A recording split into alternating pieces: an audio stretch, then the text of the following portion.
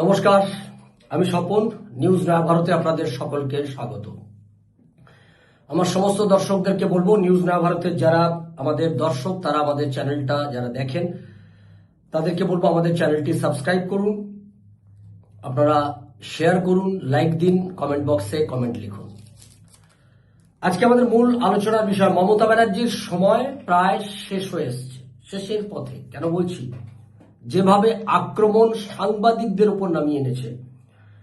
আপনারা এই দুদিনে আমরা দেখলাম যে দুটো বড় চ্যানেল, রিপাবলিক বাংলা আর জি 24 ঘন্টার, এই দুটো চ্যানেল তারা আক্রান্ত হয়ে গেল। তাদের সাংবাদিকরা দুধেল গাইদের দ্বারা আক্রান্ত হলো। এখন আমাকেও একটা নোটিশ পাঠানো হয়েছে। আমি নোটিশটা দেখাচ্ছি না, জাস্ট কারণ দেখালেই এটা ওরা এটা কমপ্লেন হবে। নোটিশে কি দিয়েছে? নোটিশে আমাকে দেওয়া হয়েছে আন্ডার সেকশন 196, 233, 299, 352, 353 বিএনএস। এটা মমতা ব্যানার্জির পুলিশ এটা আমাকে দিয়েছে। মামলাগুলো কি কি শুনুন। 196 হচ্ছে মিথ্যা সাক্ষ্য জানা সত্ত্বেও তা ব্যবহার করা, এটা হচ্ছে মিথ্যা সাক্ষ্য দেওয়ার সমান শাস্তি, এটা হচ্ছে 196। 233 মুদ্রা জাল করার যন্ত্রপাতি তৈরি, মুদ্রা জাল করার যন্ত্রপাতি তৈরি, সেই এক মামলা আমায় দিয়েছে। অর্থাৎ আমি মুদ্রা জাল করি, সেটা বিক্রি করি, সেই কেস আমাকে দিয়েছে 233, 3 বছর পর্যন্ত কারাদণ্ড, অর্থদণ্ড। 299 দিয়েছে অপরাধজনক নরহত্যা, কালপেবল হোমিসাইড। আমি কোথায় নরহত্যা গণহত্যা করেছি আমি জানি না। 299 বিএনএসএ এটা আমরা দেখতে পাচ্ছি। 352 বিনা উস্কানিতে আক্রমণ বল প্রয়োগ, 352। আচ্ছা, এটাতে 3 মাস পর্যন্ত কারাদণ্ড, 500 টাকা পর্যন্ত জরিমানা। 353 সরকারি কাজে বাধা দিতে আক্রমণ বল প্রয়োগ, 2 বছর পর্যন্ত কারাদণ্ড, জরিমানা বা উভয় হতে পারে। তো এটাতে তো 352 তো মমতা ব্যানার্জির বিরুদ্ধে প্রয়োগ হয়ে যাওয়া উচিত। এটা যদি আমার বিরুদ্ধে প্রয়োগ করে, আমার কাছে নোটিশটা এসছে, এই এতগুলো মামলা দিয়েছে, 196, 233, 299, 352, 353। আমি যা পুরো ধারাগুলো দেখলাম, তাতে বিএনএসএ এই ধারাগুলো দেওয়া হয়েছে। আমি নাকি জাল মুদ্রা তৈরি করি, জাল মুদ্রা বিক্রি করি, আমি গণহত্যা করেছি, সরকারি কাজে বাধা দিয়েছি, সব মামলা আমার নামে দিয়ে দিয়েছে। তো আমি এটা আইনি যা লড়াই সেটা লড়বো। আমার যে এই কাগজ আমার কাছে চলে এসছে, আমি যে আইনি লড়াই সেটা লড়বো। আমি এই আইনি লড়াই যেটা লড়বো সেটা তো লড়বই। আমার দর্শকদেরকে বলবো, আপনারা এই আইনি লড়াইয়ে যদি আমার জেল হবে, তাতে কিছু অসুবিধা নেই। আমি তার জন্য প্রস্তুত হয়ে আছি, মানসিকভাবে প্রস্তুত হয়ে আছি, এতে কোনো সমস্যা নেই। কারণ আমরা জানি এই ধরনের মামলা, আমাদের বিরুদ্ধে মামলা হামলা তৃণমূল কংগ্রেস করবে। গতকাল দুটো বৃহৎ সংবাদ মাধ্যমকে হামলা করেছে, রিপাবলিক বাংলাকে হামলা করেছে, জি 24 ঘন্টা সাংবাদিক আক্রান্ত হয়েছে। আর আমার বিরুদ্ধে এরকম নোটিশ এসছে, ভয়ঙ্কর ভয়ঙ্কর সমস্ত কেস আমার ঘাড়ে চাপানো হয়েছে। এটা মমতা ব্যানার্জির শেষের ইঙ্গিত দিচ্ছে।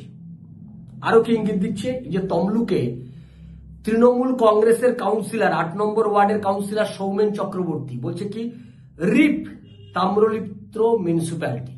রিপ মানে আমরা মরে গেলে বলি না রেস্ট ইন পিস, মানে তার আত্মা যেন শান্তিতে থাকে, আত্মার শান্তি কামনা করি। তাম্রলিপ্ত মিউনিসিপ্যালিটির আত্মার শান্তি কামনা করে, অর্থাৎ তাম্রলিপ্ত মিউনিসিপ্যালিটি মৃত হয়ে গেছে, তার আত্মার শান্তি কামনা করে রিপ তাম্রলিপ্ত মিউনিসিপ্যালিটি বলে 8 নম্বর ওয়ার্ডের কাউন্সিলর, তৃণমূল কংগ্রেসের কাউন্সিলর সৌমেন চক্রবর্তী তিনি একটি মেসেজ করেন। আর এটার পর গোটা রাজ্য জুড়ে হইচই পড়ে গেছে। এই কি হয়েছে? ঘটনাটা কি ঘটেছে? ঘটনাটা ঘটেছে হচ্ছে তাম্রলিপ্ত, অর্থাৎ তমলুক পুরসভার এই যে মমতা ব্যানার্জি ফিনিশ হয়ে গেছে, তার যে দলের ওপর আর কোনো নিয়ন্ত্রণ নেই, তার দল যে এখন আইপ্যাক চালাচ্ছে, আইপ্যাক পুরো কন্ট্রোল নিয়ে নিয়েছে দলের। মমতা ব্যানার্জির আর কোনো ভ্যালু নেই এই দল চালানোর ক্ষেত্রে। আর মমতা ব্যানার্জি যেহেতু শেষ পর্যায়ে চলে এসছে, তার শেষের শুরু হয়ে গেছে একদম একদম তার দলের এই মুহূর্তে তার দলের অন্তর্জলি যাত্রা ঘটবে আর কিছুদিনের মধ্যেই। এটা বোঝা যাচ্ছে যখন দেখলাম যে 18 নম্বর ওয়ার্ডের চঞ্চল খাড়া, যে যাকে রাজ্যের পুরো নগর উন্নয়ন দপ্তর মানে ববি হাকিমের দপ্তর, তাকে অস্থায়ীভাবে চেয়ারম্যান করেছিল। সেই চেয়ারম্যান অস্থায়ীভাবে থাকার পর আইন অনুযায়ী 1 মাস থাকতে পারে। 1 মাসের মধ্যে বোর্ড অফ কাউন্সিলরসদের মিটিং ডাকতে হয়, মিটিং ডেকে সেইটাতে নতুন করে চেয়ারম্যান ঠিক করতে হয়, তাম্রলিপ্ত মিউনিসিপ্যালিটির চেয়ারম্যান। কিন্তু ববি হাকিম আর আইপ্যাকের সঙ্গে, মানে ভাইপো বাহিনী আর ববি হাকিম বাহিনীর ব্যাপক গোলমাল চলছে। মমতা ব্যানার্জি ওটা আটকাতে পারেনি। তাই ভাইপো বাহিনী শেষ পর্যন্ত কি করেছে, 18 ডিসেম্বর এই চঞ্চল খাড়ার যে চেয়ারম্যান পদ, যেটা থাকার কথা 1 মাস, সেটা শেষ হয়ে গেছিল। তারপরেও জোর করে চঞ্চল খাড়াকে রেখে দিয়েছিল এই ববি হাকিমের, তার যে বাহিনী তারা রেখে দিয়েছিল। এরা ববি হাকিম পন্থী। ভাইপো বলেছে তার লোককে দিয়ে বলেছে মামলা করে দে। মামলা হয়েছে, যথারীতি মামলা হয়েছে। হাইকোর্টে মামলা হওয়ার পর হাইকোর্ট বলে দিয়েছে 21শে জানুয়ারি নির্বাচন করে দিতে হবে, নির্বাচন করে নতুন চেয়ারম্যান করতে হবে। তৃণমূল কংগ্রেসের চেয়ারম্যান তৈরি করার পদ্ধতি কি, মমতা ব্যানার্জির প্যাডে চিঠি আসবে, সেই প্যাডে লেখা থাকবে চেয়ারম্যান, ভাইস চেয়ারম্যান কে থাকবে তার নাম লেখা থাকবে, সেটা একটা বদ্ধ খামে যাবে, তাদের যে সাংগঠনিক জেলা সভাপতি তার কাছে যাবে, সাংগঠনিক জেলা সভাপতি সেই প্যাডটা পাঠিয়ে দেবে, যিনি এখন বর্তমান অস্থায়ীভাবে চেয়ারম্যান আছেন চঞ্চল খাড়া, তার হাতে যাবে। তিনি গিয়ে ওই সমস্ত বোর্ড অফ কাউন্সিলরসদের মিটিং ওটা খুলবেন, খুলে পড়ে বলবেন দলনেত্রী নির্দেশ দিয়েছেন, আমরা সেই অনুযায়ী সিদ্ধান্ত নেব। হলো কি, দলনেত্রী হাওয়া, দলনেত্রীর প্যাড হাওয়া, নির্দেশ হাওয়া, মমতা ব্যানার্জি হাওয়া। মমতা ব্যানার্জি নির্দেশ নেই, আইপ্যাকের অফিস থেকে, ক্যামাক স্ট্রিটের অফিস থেকে হোয়াটসঅ্যাপে বলে দিয়েছে। তাও 6 দিন আগে এটা জানানো হয় তৃণমূল কংগ্রেসের নিয়ম অনুযায়ী, চেয়ারম্যান নির্বাচনের 1-2 দিন আগে হয়। কিন্তু ভাইপো বাহিনী আর একদিনও এই ববি হাকিমের বাহিনীকে তারা অ্যালাউ করবে না। সেই কারণেই তারা 6 দিন আগে আইপ্যাক হোয়াটসঅ্যাপ থেকে তারা মেসেজ পাঠিয়ে দিল ক্যামাক স্ট্রিটে, বলছে সেখানকার যে জেলার সাংগঠনিক জেলা সভাপতি সে বলছে আমি জানিই না ঘটনা। এই যে চঞ্চল খাড়া সে বলছে আমি জানিই না ঘটনা। চেয়ারম্যানকে ঠিক করে দিয়েছে, হোয়াটসঅ্যাপে পাঠিয়ে দিয়েছে বৈদ্যনাথ বাবুকে, বৈদ্যনাথকে করে দিয়েছে চেয়ারম্যান, আর ভাইস চেয়ারম্যান করে দিয়েছে সুফিয়া বেগম। তাদেরকে চেয়ারম্যান আর ভাইস চেয়ারম্যান বলে হোয়াটসঅ্যাপে মেসেজ পাঠিয়ে দিচ্ছে তৃণমূল কংগ্রেসের পক্ষ থেকে আইপ্যাক। ফলে ববি হাকিমকে আর মানছে না মমতা ব্যানার্জি, তৃণমূল কংগ্রেসে আর তার কোনো কন্ট্রোল নেই। আইপ্যাক পুরো কন্ট্রোল নিয়েছে, আইপ্যাক আর ভাইপো বাহিনী পুরো কন্ট্রোল নিয়েছে। কারণ তারা অভিযোগ যা উঠছে দলের পক্ষ থেকে, আমরা এটা জানার চেষ্টা করেছিলাম যে কেন চঞ্চল খাড়াকে কেন কন্টিনিউ করলো না। বলছে প্রথমত চঞ্চল খাড়া তিনি ভাইপো বাহিনীর লোক নন। দ্বিতীয়ত আমরা দলের ভেতর থেকে যা জানতে পারলাম যে পরিমাণ পৌরসভাগুলো থেকে টাকা তুলে দেওয়ার কথা আছে সেই পরিমাণ টাকা তুলে দিতে পারছে না। সুতরাং তোমার আর এই পদে থাকার আর তোমার যোগ্যতা নেই। এই পদে থাকার একমাত্র যোগ্যতা কত তুমি কাটমানি তুলে দিতে পারবে, কত কাটমানি তুলতে পারবে। চঞ্চল খাড়ারা সেই পরিমাণ কাটমানি তুলে দিতে পারছে না, ভেট পাঠাতে পারছে না। সেই কারণেই তার এই পদে থাকা হচ্ছে না বলে আমরা যা তৃণমূল কংগ্রেসের সূত্র মারফত জানতে পারলাম।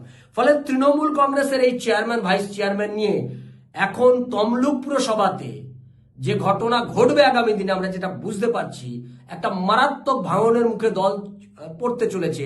এবং যারা ভাইপো বাহিনীর কাছে যারা আক্রান্ত হলো, ভাইপো বাহিনীর দ্বারা যারা নির্যাতিত হলো, ভাইপো বাহিনীর জন্য ভাইপো বাহিনীর জন্য যাদেরকে যারা দলে কোণঠাসা হয়ে গেল, তারা এবার নতুন করে সিদ্ধান্ত নিচ্ছেন আগামী বিধানসভা নির্বাচন। তারা মনেই করছে যে আগামী বিধানসভা নির্বাচনে তৃণমূল কংগ্রেসের জিতে আসার কোনো সম্ভাবনা নেই। ফলে তারাও নতুন করে ভাবছে তৃণমূল কংগ্রেস তার করবে কিনা। এই অবস্থায় গোটা তমলুক পৌরসভা জুড়ে বিজেপি তারা ঠিক কি সিদ্ধান্ত নেন, তৃণমূল কংগ্রেসের এই যে কোণঠাসা যারা দলের মধ্যে কর্মী নেতা, তারা কি সিদ্ধান্ত নেন, আমাদের সেদিকে নজর থাকবে। আপনাদের নজর থাকুক নিউজ নয়া ভারতের পর্দায়। আর নিউজ নয়া ভারতের সমস্ত দর্শক বিন্দুদেরকে আমরা বলবো আপনারা আমাদের চ্যানেলটা সাবস্ক্রাইব করুন, আপনারা শেয়ার করুন, লাইক দিন, কমেন্ট বক্সে আপনাদের মতামত লিখুন। আর আমরা গোটা রাজ্যের সনাতনীদেরকে ঐক্যবদ্ধ করার জন্য আমরা যে প্রচেষ্টা চালিয়ে যাচ্ছি, সেই প্রচেষ্টার আরেকটা অন্যতম দিক হচ্ছে এই যে গীতা উপনিষদ পিভিসি কার্ডে। আপনারা যারা পিভিসি কার্ডে গীতা উপনিষদ নিতে চান, এইখানে স্ক্যানার আছে, স্ক্যান করলেই আপনি গীতা শুনতে পাবেন, দেখতে পাবেন। উপনিষদও স্ক্যান করলে শুনতে পাবেন, দেখতে পাবেন, স্ক্যানার রয়েছে। এর মূল্য 120 টাকা করে। আপনারা এর সঙ্গে ডেলিভারি চার্জ যুক্ত হবে।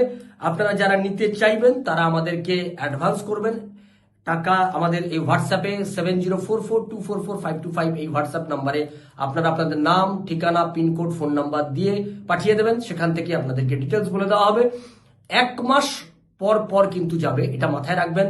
দেওয়ার পরে 1 মাস পরে কিন্তু শিডিউল হবে। আমাদের মাসে একবার করে শিডিউল করা হচ্ছে, ফলে আপনি যেদিন দেবেন সেদিন থেকে 30 দিন পরে আপনার কাছে গিয়ে পৌঁছবে। এটা আপনি মাথায় রাখবেন। ফলে আজকে আমাদের এ পর্যন্তই। ভালো থাকবেন, সঙ্গে থাকুন নিউজ নয়া ভারতের। নিউজ নয়া ভারত আপনার কথা বলে। নমস্কার।